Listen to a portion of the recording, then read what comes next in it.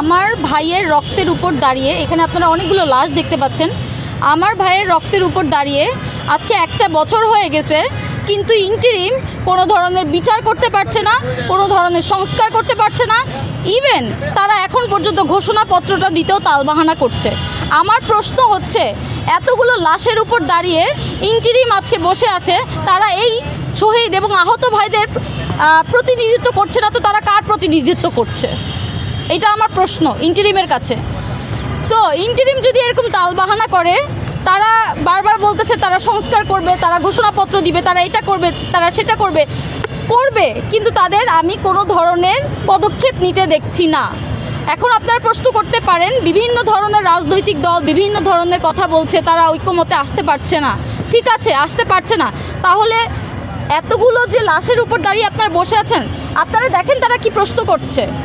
আমি মনে করি যে আমার ভাইয়েরা যদি আজকে বেঁচে থাকতো, তারা এই ধরনের প্রশ্ন করত যে তাদের লাশের উপর দাঁড়িয়ে তাদের এখনও কেন বিচার আপনারা করতে পারছেন না, তাদের এখনও কেন বিচার হয়নি, কেন এখনও পর্যন্ত ঘোষণাপত্র নিয়ে তালবাহানা করছে, কেন এখনও পর্যন্ত আমরা ঘোষণাপত্র হাতে পাইনি।